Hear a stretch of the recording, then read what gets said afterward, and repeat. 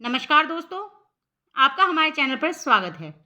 दोस्तों, आज हम आपके लिए लेकर आए विजय दान देथा जी की कहानी उजाले के मुसाहिब। बहुत ही इंटरेस्टिंग स्टोरी है ये, वीडियो को अंत तक ज़रूर देखिएगा।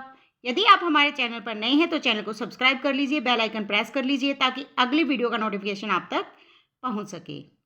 चलिए शुरू करते हैं कहानी को। कहानी के पात्र हैं राजा, दीवान, प्रजा, पंडित, जैन मुनि, तिरंदकर। चकवा चकवी संवाद। ये जो कहानी है वह चकवा सुना रहा है अपनी चकवी को। कहानी में एक राजा की कहानी है, जैसे अंधेर नगरी चौपट राजा नाटक है, उसी तरह का राजा इस कहानी का पात्र है। बहुत ही मूर्ख है, जिसे छोटी सी बात समझ नहीं आती। एक मुनि के कहने पर वह अंधेरे को खत्म करने चल देता है। उसे समझ नहीं आता कि मुनि के कहने का क्या तात्पर्य है, और पूरी कहानी में वह इसी कोशिश में लगा रहता है, असफल होता रहता है। मुसाहिब का अर्थ है हिसाब जानने वाला, अर्थात राजा की मदद करने वाला भी। सारांश में हमें लिखना है कि चकवा अपनी चकवी को रात काटने के लिए एक राजा की कहानी सुनाता है।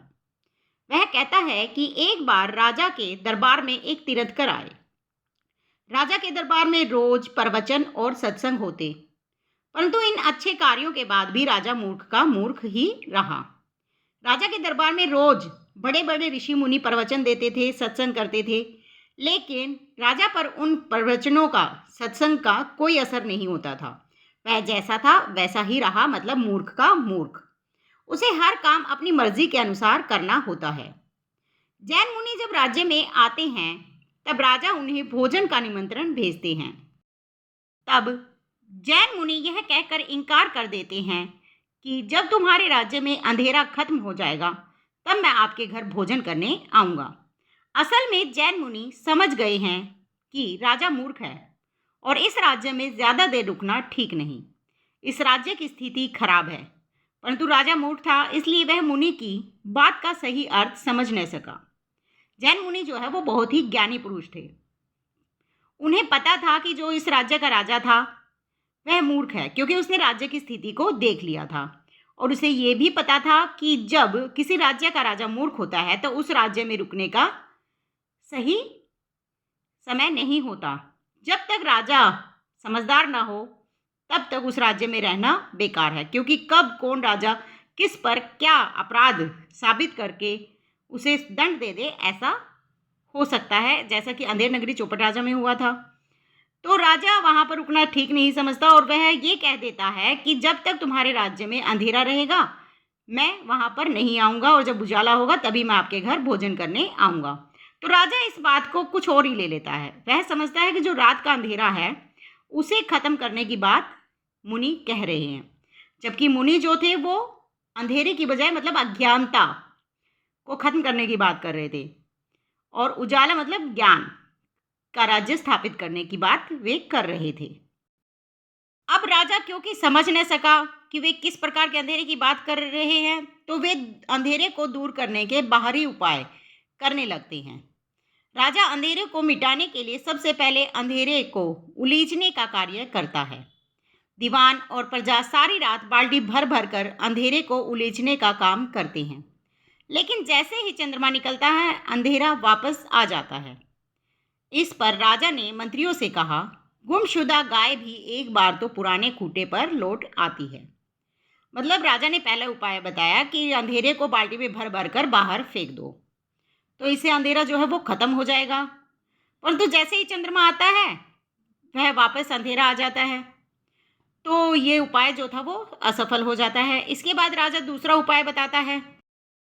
यह दूसरा उपाय है कि कृष्ण पक्ष की पंचमी की रात को रसोई के धुएं की तरह अंधेरे को सफेदी से पोतने का कार्य किया जाए। दरबारी राजा की आज्ञा का पालन करते हुए अंधेरे की जगह पूरे राज्य में सफेद रंग पुतवा देते हैं, लेकिन जैसे दिन खत्म होता है अंधेरा फिर कायम हो जाता है। चांदनी रात होने के कारण राजा को लगा थोड़ा अंधेरा तो खत्म हुआ, परंतु जल्द ही राजा की यह योजना भी असफल हो जाती है। पहला उपाय क्या था कि अंधेरे को उलीचने का था। दूसरे में वे क्या करते हैं, जैसे रसोई के धुएं पर सफ़ेदी पोत देते हैं, वैसे ही राज्य के अंधेरे पर सफ़ेद रंग पुतवाने की बात कर दी जाती है। लेकिन जैसे ही दिन ढलता है, चांदनी रात में थोड़ी देर तक तो लगता है कि जैसे अंधेरा थोड़ा खत्म हुआ, लेकिन बाद में ये उपाय भी असफल हो जाता है। इसके बाद राजा तीसरा उपाय करता है। राजा इस बार मशाल जलाने का आदेश प्रजा और दरबारियों को देता है। शुक्ल पक्ष की चतुर्दशी की रात को यह उपाय भी सफल नहीं हो पाता। अब चौथा उपाय राजा ने हाथी को बांधने के विचार से लिया। राजा ने सूरज की किरणों को बांधने का उपाय बताया, किंतु यह कार्य भी असफल रहा, क्योंकि सूरज की किरणों को तो बांधा नहीं जा सकता। तो जो उपाय था वो असफल तो होना ही था। इतने उपाय असफल होने पर भी मूर्ख राजा समझ नहीं पाता कि जो मुनि था उसका कहने का क्या अर्थ था। कौन सा अंधेरा दूर करना है? अंधेरा किस चीज का दूर करना था? अज्ञानता का। अंत में राजा विख्यात पंडितों को बुलाता है।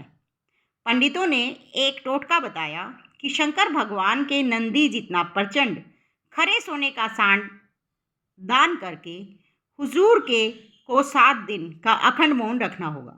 पंडितों ने बताया कि जो हुजूर है, राजा जी को क्या करना है? शंकर भगवान के नंदी जितना जो खरा सोना है उसका एक सांड बनवाना है और वो दान करना है, और साथ में राजा को 7 दिन का अखंड मौन भी रखना होगा, ताकि उनके जो उपाय हैं वो सफल हो सके, अंधेरा दूर किया जा सके। और नगर के भीम तालाब में सतह से 1.25 हाथ नीचे 7 घोंसले खुदवाने का आदेश देने को कहा, और जब इन घोंसलों में शकुन चिड़िया अलग अलग अंडे देगी तब आपका कोई भी उपाय व्यर्थ नहीं जाएगा। उन्होंने यह भी कहा कि जब नगर के भीम तालाब में 1.25 हाथ नीचे 7 घोंसले खुदवा दिए जाएंगे और उनमें शकुन चिड़िया जो है वो अंडे देगी, तब राजा का कोई भी उपाय बेकार नहीं जाएगा। मतलब राजा उसके बाद जो भी उपाय करेगा वो 100% सही होगा और कारगर होगा। राजा यदि सूरज को हथेली पर खिलाना चाहे तो खिला सकता है, ये उन्होंने दावा किया। इस कहानी में राजा की अज्ञानता का और चाटुकारिता की प्रवृत्ति का चित्रण किया गया है। इस कहानी में अंधेरा राजा की अज्ञानता का और उजाला ज्ञान का प्रतीक है। जैन मुनि राजा में व्याप्त अज्ञानता और सामंतवादी अंधेरे को दूर करवाना चाहते हैं, किंतु मूर्ख राजा मुनि की बात का दूसरा अर्थ निकालकर रात के अंधेरे को मिटाने में लग जाता है। अब क्योंकि राजा मूर्ख था, उसे ये समझ नहीं आया कि मुनि किस प्रकार के अंधेरे को मिटाने की बात कर रहा है, और दीवान जो था वो राजा का चापलूस था। वह राजा के कहे से बाहर जाना नहीं चाहता था, राजा को नाराज करना नहीं चाहता था। तो जब तक इस तरह के राजा और दीवान राज्य में रहेंगे, राज्य की तरक्की कैसे हो सकती है? तो इसीलिए मुनि वहाँ से चला जाता है। तो दोस्तों, वीडियो अच्छी लगी है तो लाइक शेयर जरूर कीजिएगा। यदि आप हमारे चैनल पर नए हैं तो चैनल को सब्सक्राइब कीजिए, बेल आइकन प्रेस कर लीजिए ताकि अगली वीडियो का नोटिफिकेशन आप तक पहुँच सके। धन्यवाद।